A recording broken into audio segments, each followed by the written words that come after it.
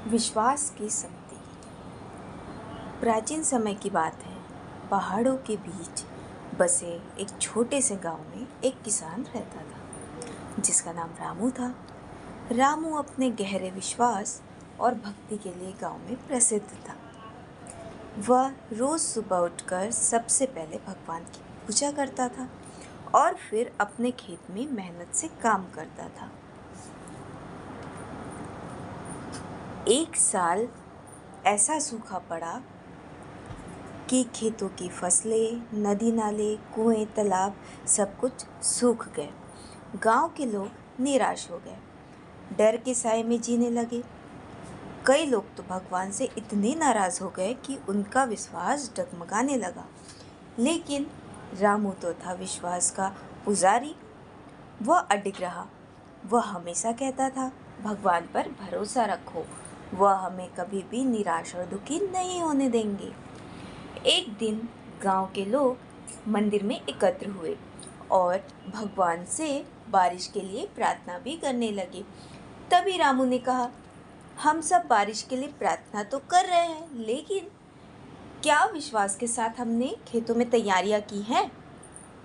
सभी लोग ठहाके मार मार कर हंसने लगे। कहने लगे, रामू तू क्या पागल हो गया है? ऐसा थोड़ी होता है। लेकिन रामू ने लोगों को कहा, हमें विश्वास के साथ तैयारी भी करनी चाहिए।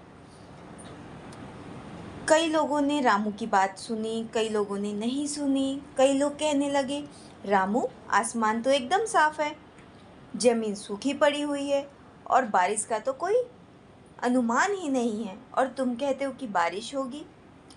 लोगों को रामू की बात में सच्चाई दिखाई दी। उन्होंने उसका साथ देने का निश्चय किया। अगले ही दिन रामू और कुछ गांव वाले अपने खेतों में जाकर मिट्टी जोतने लगे और बीज बोने लगे, मानो बारिश जल्द ही आने वाली हो।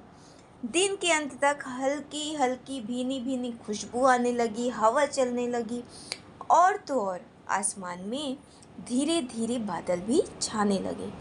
दोपहर तक काले घने बादल छा गए और मूसलाधार बारिश शुरू हो गई। पानी की बूंदें धरती पर आ गई और धरती को भिगोने लगी। गांव वालों के चेहरे पर खुशी, विश्वास और आस्था लौट आई। उन सभी को अपनी प्रार्थनाओं पर भरोसा हो गया और उन्हें उनका उत्तर मिल गया। रामू ने आकाश की ओर देखा और भगवान को मन ही मन धन्यवाद किया।